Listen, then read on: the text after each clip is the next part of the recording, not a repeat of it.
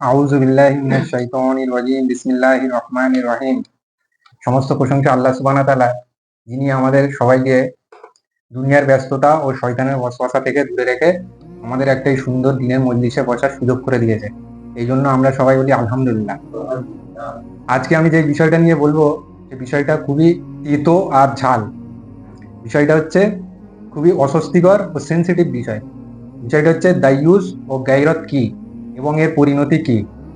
বর্তমান সমাজে প্রায় 80 থেকে 90% মানুষ এই দায়ুস আর গায়রাতহীনের পর্যায়ে পড়ে যায়, কিন্তু তারা জানে না। কিন্তু এর শাস্তি খুব কঠোর। এইটা নিয়ে আমি ভিডিও বানানোর আগে আমাকে শয়তান অনেক রকম ওয়াসওয়াসা দিয়ে যায়। এবার তুই এইসব ভিডিও বানাস না, আগে তুই নিজে ঠিক হ, তোর পরিবারকে ঠিক কর, তবে তুই এইসব নিয়ে বলবি। তো যাই হোক, আমি এই শয়তানের ওয়াসওয়াসাকে উপেক্ষা করে তো আজকের আলোচনা করবো ইনশাল্লাহ। আর যারা যারা এই ভিডিওটা দেখবে তাদেরকেও আমি বলি, তাদেরকেও শয়তান ওয়াসওয়াসা দেবে যে তুই ভিডিওটা স্কিপ করে দে, কারণ তুই যদি জানিস তাহলে তোকে এগুলো আমল করতে হবে। তো তোমরাও শয়তানের ওয়াসওয়াসা দূরে রেখে ভিডিওটা পুরো দেখার চেষ্টা করবে। যদি মনে করো স্কিপ করো, তাহলে তোমার শয়তান ওয়াসওয়াসা দেবে, এটা তুমি ভেবে নাও। তো দায়ুস কি, প্রথমে বলি দায়ুস, তারপরে বলবো গায়রাত। ভিডিওটা দুটো পার্ট করবো, একটা পার্টে বলবো দায়ুস আর একটাই বলবো গায়রাত, নাহলে ভিডিওটা অনেক বড় হয়ে যাবে। তো দায়ুস কি? দায়ুস বলতে আমরা বুঝি যে ব্যক্তি তার স্ত্রী কন্যাকে কোনো শরীয়ত বিরোধী কাজে বাধা দেয় না, বা ব্যভিচারের কাজে বাধা দেয় না, বা অশ্লীল ও মন্দ কাজে বাধা দেয় না, সেই হচ্ছে দায়ুস। ঠিক আছে, মনে করো আমি পরিবারের হেড, আমি আমার স্ত্রীকে পর্দার জন্য বা অন্য কোনো শরীয়ত বিরোধী কাজ, বা মনে করো সোশ্যাল মিডিয়াতে ফটো পোস্ট করছে, কিচ্ছু বলিনি, বা আমার কন্যা কো এডুকেশন স্কুলে পড়ছে, ছেলে মেয়ে অবাধ মেলামেশা করছে, বাড়িতে আসা যাওয়া করছে, আমিও জেনে চুপ আছি। আমার স্ত্রী বাইরে যাচ্ছে বিনা পর্দা করে, আমি জেনেও চুপ আছি। যে এইসব জিনিসগুলো জেনে চুপ করে থাকে, কিছু সেরকম স্টেপ নেয় না, সে হচ্ছে দায়ুস। তো দায়ুসের জন্য দুটো খুব মারাত্মক ও ভয়ানক হাদিস আছে। সে প্রথম একটা হাদিস বলি, এটা আছে মিশকাত শরীফের। যে 3 শ্রেণীর জন্য জান্নাতকে হারাম করা হয়েছে। প্রথম শ্রেণী হলো নেশাদার দ্রব্য পান করে যে, 2 নাম্বার হলো যে পিতামাতার অবাধ্য সন্তান, আর 3 নাম্বার হচ্ছে দায়ুস। দায়ুসের জন্য জান্নাত হারাম করা হয়েছে। যে দায়ুস হবে সে জান্নাতে যেতে পারবে না। তাহলে সূক্ষ্ম কত একটা জিনিস দায়ুস, এটা অ্যাভেলেবেল এখন। যারা পরিবারে স্ত্রী সন্তানকে এইসব কাজে, শরীয়ত বিরোধী কাজে বাধা দেয় না, সে জাহান্নামে যাচ্ছে। এখানে একটা কথা আমি ইনপুট করে দিই, যে এখনকার যুগে যারা বলে নামাজ না পড়েও জান্নাতে যাব, তো এখানে দায়ুস হয়ে সে জান্নাতে যেতে পারে না। নামাজ একটা কত বড় ইবাদত, নামাজ না পড়ে সে কি করে বলে যে জান্নাতে যাবে, ইমান আছে? এখানে একটা সূক্ষ্ম দায়ুসের জন্য সে জান্নাত তার জন্য হারাম করে দেওয়া হচ্ছে। ঠিক আছে, এই গেল প্রথম হাদিস। দ্বিতীয় নাম্বার হাদিসে রাসূল করিম সাল্লাল্লাহু আলাইহি ওয়াসাল্লাম বলেছেন যে কিয়ামতের দিন আল্লাহ সুবহানাহু ওয়া তাআলা 3 শ্রেণী মানুষের উপর রহমতের দৃষ্টি দেবে না। তার মধ্যে প্রথম শ্রেণী হলো পিতামাতার অবাধ্য সন্তান, 2 নাম্বার হলো পুরুষের বেশধারী নারী, আর 3 নাম্বার হচ্ছে দায়ুস। মানে আল্লাহ রহমতের দৃষ্টি দেবে না। আমরা আর একটা হাদিসে জানি যে নবী করিম সাল্লাল্লাহু আলাইহি ওয়াসাল্লাম বলেছেন যে প্রত্যেক মানুষ তার আমলের বিনিময়ে জান্নাতে যেতে পারবে না, আল্লাহর রহমত ছাড়া। আর সাহাবীরা জিজ্ঞাসা করে, হে আল্লাহর রাসূল, আপনাকেও? বলে হ্যাঁ, আমাকেও। আমিও আমলের বিনিময়ে জান্নাতে যেতে পারবো না, আল্লাহর রহমত যদি না আমাকে ঘিরে থাকে। তাহলে তুমি যদি নামাজ রোজা হজ জাকাত পাহাড় পরিমাণ নিয়ে আসো, তার সত্ত্বেও আল্লাহর রহমত না থাকলে তুমি জান্নাতে যেতে পারবে না। রহমত না থাকলে, আর যে দায়ুস হবে তার অটোমেটিক আল্লাহ রহমতের দৃষ্টিই দেবে না। তাহলে সে যদি যত বড় হাজি গাজী নামাজি তারাবি তাহাজ্জুদ পড়নেওয়ালাও লোক হয়, তাহলে সে আল্লাহর রহমত পাবে না। তাহলে রহমত না হলে কি সে জান্নাতে যাবে? যাবে না। তাহলে একটা কত বড় জিনিস থেকে ছোট্ট একটা দায়ুসের জন্য আল্লাহর রহমত থেকে দূরে চলে যাবে। রহমত থেকে দূরে যাওয়া মানে তার কোনো আমলই তার কাজে লাগবে না, যতই সে নেকি নিয়ে আসুক পাহাড় পরিমাণ। এবারে বলি বর্তমান সমাজে কিছু একটু উদাহরণ দিই বাস্তব সমাজের সাথে, তবে এটা আরো মানুষ বুঝতে সুবিধা হবে। বর্তমান সমাজে যেসব হাজি সাহেব মানুষ অনেক নামাজ পড়ে, দাড়ি টুপি পড়ে, 5 ওয়াক্ত নামাজ পড়ে, তারাও দায়ুসের ক্যাটাগরিতে পড়ে যায় যদি এইসব কাজগুলো থেকে তারা নিজের পরিবারকে না বাঁচায়। যেমন মনে করো একটা হাজি সাহেব মানুষ, সে তার স্ত্রীকে বা কন্যাকে, আমরা যেগুলো সচরাচর দেখতে পাই এখনকার পরিবেশে, বিশেষ করে মিডিয়া বুড়িতে, হাজি সাহেব মানুষ দাঁড়িয়ে আছে, টুপি আছে, 5 ওয়াক্ত নামাজও পড়ে, কিন্তু মেয়েকে বা স্ত্রীকে দেখো বাইক করে নিয়ে যাচ্ছে। দেখতে পাই এটা এভারেজ। বাইরে সে স্ত্রী পর্দা করে না, বাইরের লোকরা বা চ্যাংড়ারা সব গাল হাঁ করে দেখতে, সেটা সে কি ফিল করতে পারে না? যেহেতু তো সে তো একটা পুরুষ। আমি যদি আমার বোনকে নিয়ে যাই, তো আমার তো একটা গাইরাতে লাগবে যে আমার বোনকে সবাই দেখছে, তো সেই জিনিসটা তাদের মধ্যে এই ফিলটা আছে না, ঠিক তো?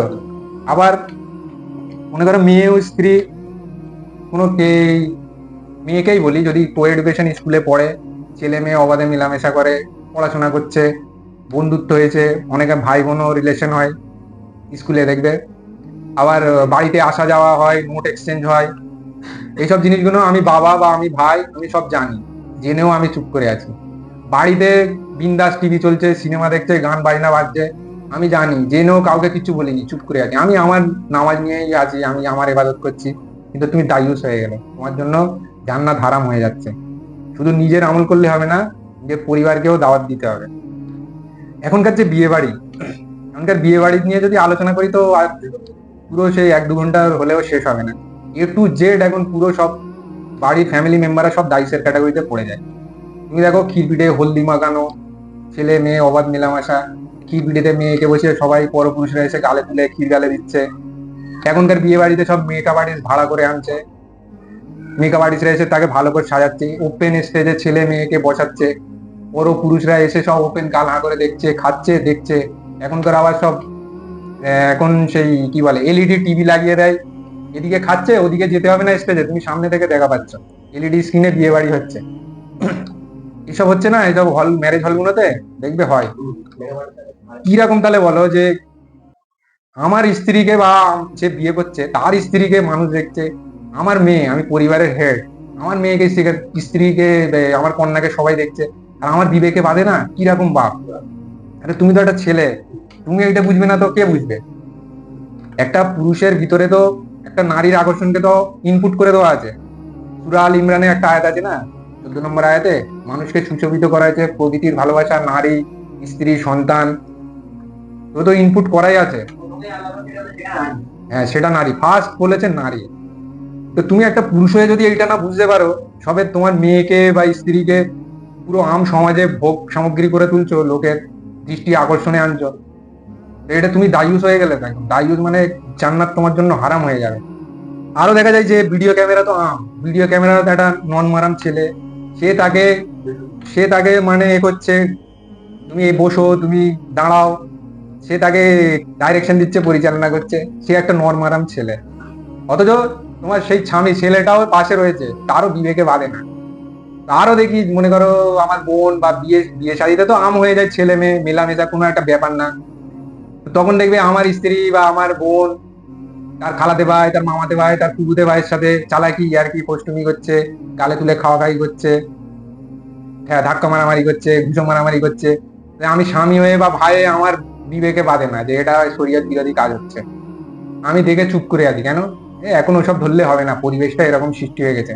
পরিবেশ যাই ভাড় নিয়ে, কেন ইসলামে যেখানে শরিয়াতে রেগুলেশন দেওয়া আছে তার বাইরে যাওয়া চলবে না। তুমি যতই মডার্নাইজেশনের নাম দাও, এগুলো হচ্ছে শয়তানের একটা ওয়াসওয়াসা, ঠিক আছে? এইসব বিয়ে বাড়িতে যে সব কার্যকলাপ হয়, সব মনে করবে শয়তান এমন ভাবে পট্টি পরিয়ে দিয়েছে, সেগুলো মনে করছে সব শরিয়ত অনুযায়ী কাজ হচ্ছে, কিন্তু একটাও শরিয়ত অনুযায়ী কাজ হয় না।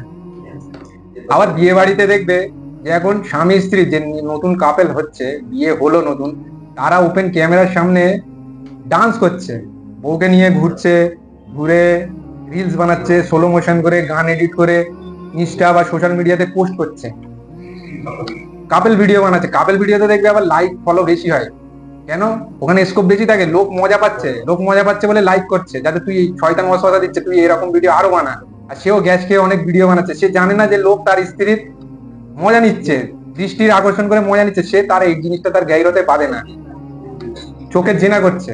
এখন তো চোখের জেনাকে আবার বলে ক্রাশ খাওয়া, কিরকম শয়তান পট্টি পড়িয়েছে দেখো। চোখের জিনাকে মডার্নাইজেশনে এখন সমাজে বলে ক্রাশ খাওয়া। তো এইরকম বিয়েতে A to Z যদি আমরা বলতে যাই শেষ হবে না, অনেক কথা আছে। আমাদেরকে বিয়ে শাদী করতে গেলে নবীর সুন্নাত অনুযায়ী করা দরকার। রুলস আর রেগুলেশন ইসলামে সব জিনিসটাই দেওয়া আছে, দিন আমাদের নবী সাল্লাহ সাল্লাম কমপ্লিট করে দিয়েছে, পুরো আমাদের জীবনের বিধান মেনু কার্ড দিয়ে দিয়েছে, জন্ম থেকে মৃত্যু পর্যন্ত কি করবে না করবে। আল্লাহ সুবহানাহু ওয়া তাআলা আমাদের কুরআনেও হাদিসেও নবী সাল্লাহ সাল্লাম প্র্যাকটিক্যালি এসে নিজের লাইফে তা করে দেখিয়ে দিয়ে গেছে। তার সত্ত্বেও যদি আমাদের না জ্ঞান বুদ্ধি জাগে, তাহলে আমরা তো সেই চতুষ্পদ জন্তুর মতো হব। চোখ কান নাক থেকেও আমরা কিছু জানি না। তো মোরাল অফ দ্য স্টোরি হচ্ছে, তুমি যেহেতু পরিবারের হেড, পুরুষ মানুষ, তোমরা হচ্ছে নারীদের ওপর কর্তৃত্ব দিয়েছে আল্লাহ সুবহানাহু ওয়া তাআলা, সূরা নিসাতে আছে। তোমাকে এইগুলোকে ট্যাকেল করতে হবে।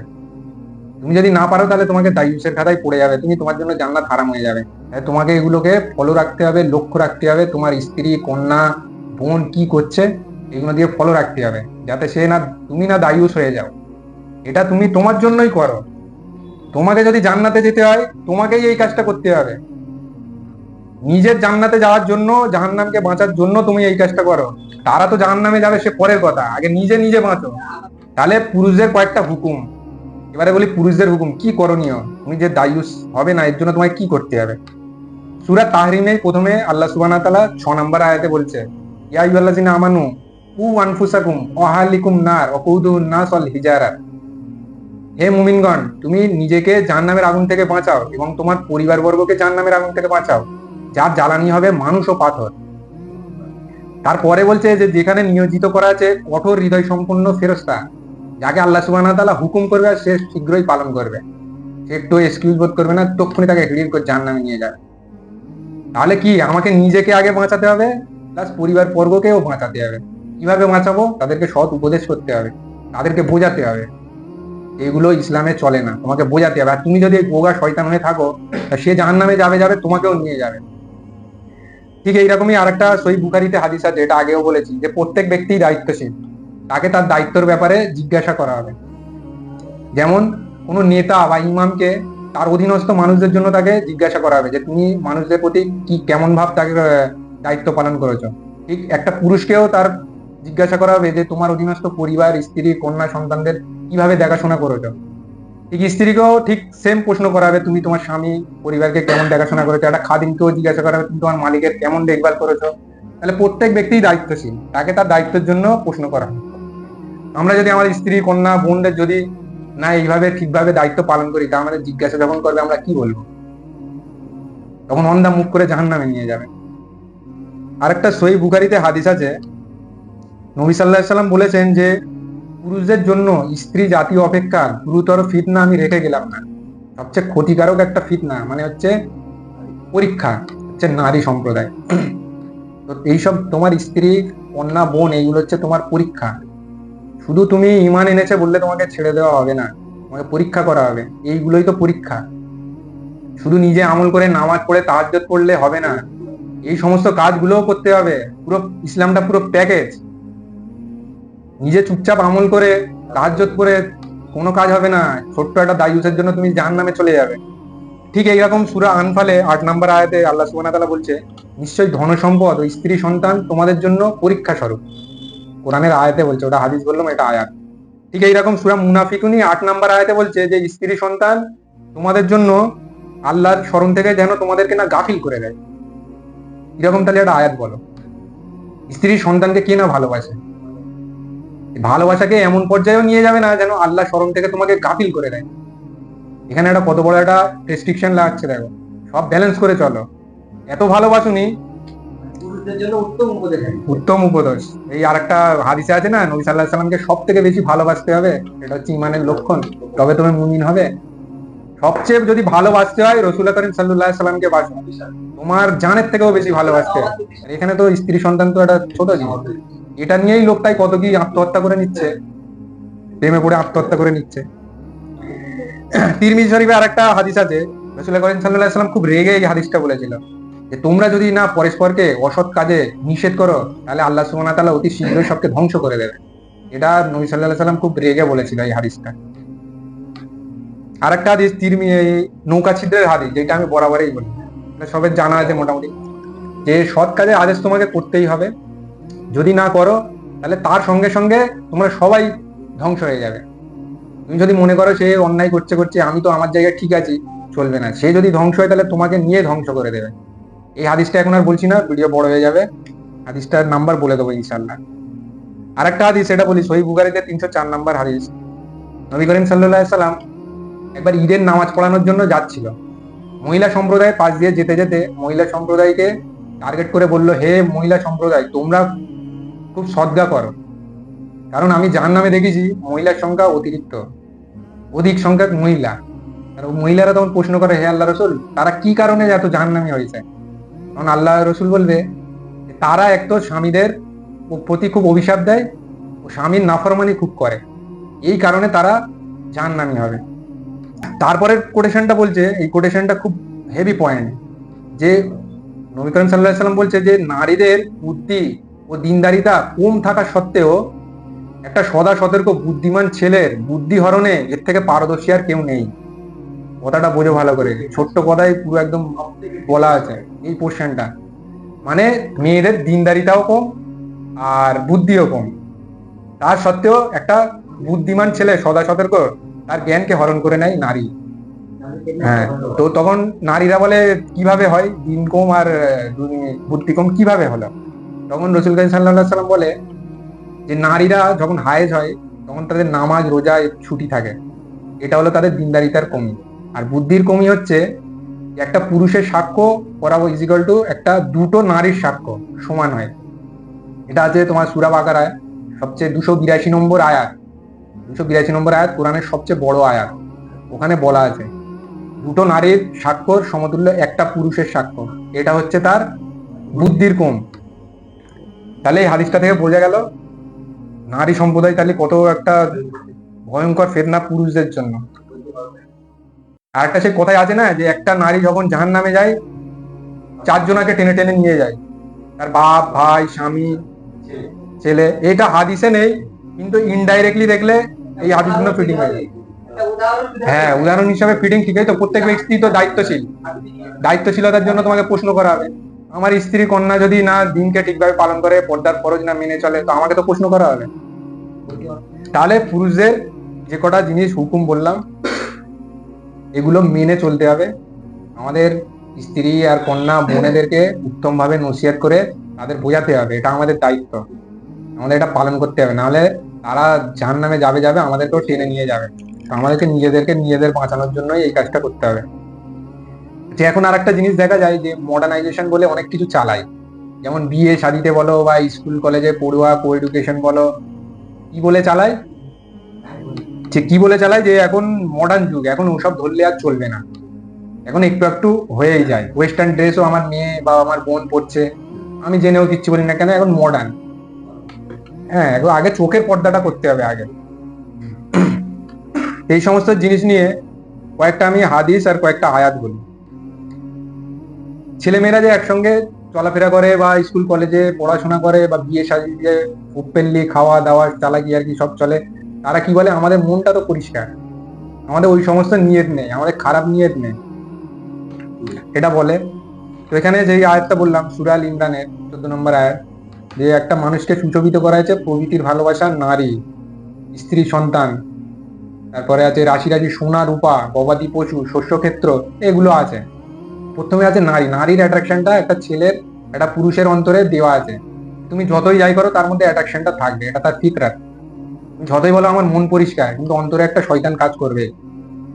আর একটা হাদিস আছে, এটা খুব ডেঞ্জার ভয়ানক হাদিস, যে একটা পুরুষ ও একটা নারী যখন দুজন নির্জনে থাকে, তৃতীয় জন থাকে শয়তান। আর একটা হাদিস আছে যে মানুষের রক্তে শিরায় শিরায় শয়তান রক্তের মতো প্রবাহিত হয়, মানুষের শিরায় শিরায় রক্তের মতো প্রবাহিত হয় শয়তান, তোমাকে পাপ কাজ করানোর জন্য সে সদা সজাগ। তো আমি যদি নির্জনে, মনে করো একটা ছেলে আর একটা মেয়ে যদি কোরআন শরীফও পড়ে, সেখানেও ফিতনা হবে। এমনকি সে যদি জেনা ব্যভিচারের আয়াতও পড়ে নির্জনে, সেখানেও ফিতনা হবে।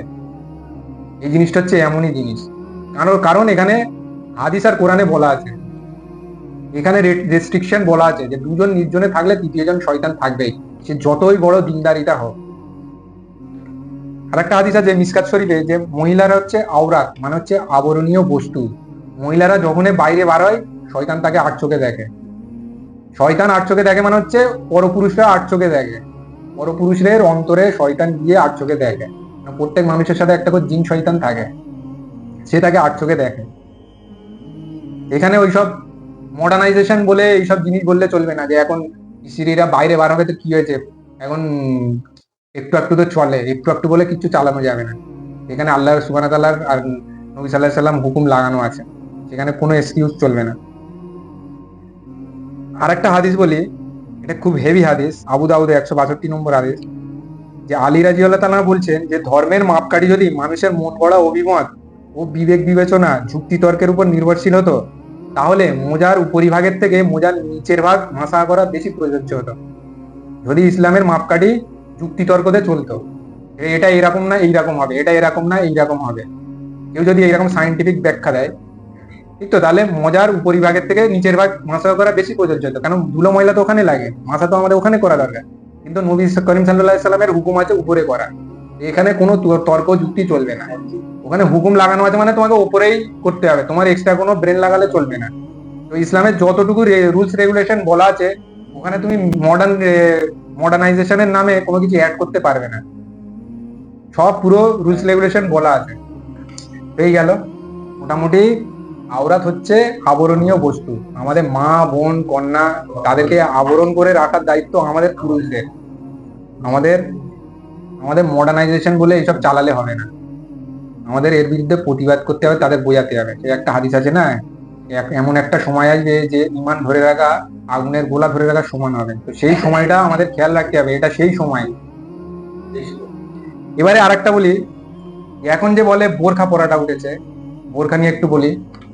প্রথমে বোরখাটা যে পরার উদ্দেশ্যটা কি, নিজেকে আনঅ্যাট্রাকশন করা, ঠিক তো, যে লোকের দৃষ্টিশক্তি থেকে আমাকে এড়িয়ে যাবে, যেন আমি যদি বোরখা পরে পর্দা করে যদি যাই, কেউ না আমাকে দেখে, না ফলো করে, না তার কোনো অ্যাট্রাকশন জাগে, এটা হচ্ছে মেন উদ্দেশ্য পর্দা করা। কিন্তু এখন যেসব বোরখাগুলো পর্দাগুলো উঠেছে দেখবে, তাতে অনেক পাথরের কারুকার্য করে থাকে, টাইট ফিটিং থাকে, ঠিক তো, উল্টে এমন পাথর চমকাবে যে তোমার দৃষ্টি আকর্ষণ বেশি করে করবে। এইসব অ্যাট্রাকশন গুলো যে করে, এগুলো তো একটা পুরুষকে ফিতনা দেওয়া হচ্ছে, তাকে অ্যাট্রাকশন করা হচ্ছে, তুমি পর্দার নাম করেও তাকে অ্যাট্রাকশন করছো। অনেকে দেখবে আবার এখানটা একটা মাশাআল্লাহ লেখা থাকে, মাশাআল্লাহটা কি, এ তো সেই, হ্যাঁ, শয়তানের পট্টি কেমন দেখো, তোমাকে একটা দিনের কাজ ফরজ কাজ করাচ্ছে, তার ক্যাটাগরি সে তোমাকে এমন ফিতনায় ফেলে দিচ্ছে, তুমি মনে করছো আমি ভালো কাজ করছি, কিন্তু তোমাকে গুনাহ করাচ্ছে, ফিতনায় পারলে। শয়তান হচ্ছে এইরকমই। তো এইরকম বোরখা নিয়ে আরো যে পরে আমাদের মা বোনরা পরে, এখন দেখবে সব বোরখাকেও ফিটিং করে, এমন ফিটিং করে যে পুরো বডি শেপ বোঝা যায়।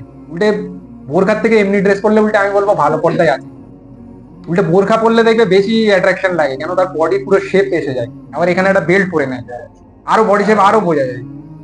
কি একটা ঘটিয়া তারিকা, যে আমরা যদি আমার মা বোনরা যদি এইরকম বোরখা পরে, আমরা যদি ছেলে হয়ে না এগুলো যদি ফিল করে তাদের বারণ করি, তাহলে হয় আমরা দায়ুস, না হয় আমাদের পুরুষত্ব নেই, আমাদের ডাইরেক্ট ডাক্তার দেখাতে হবে।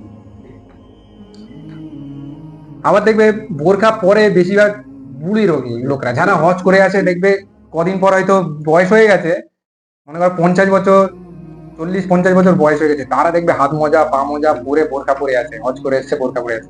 আর তার দেখবে নাতি নাতনি যাচ্ছে বিনা বোরখায়, বিনা পর্দা করে যাচ্ছে।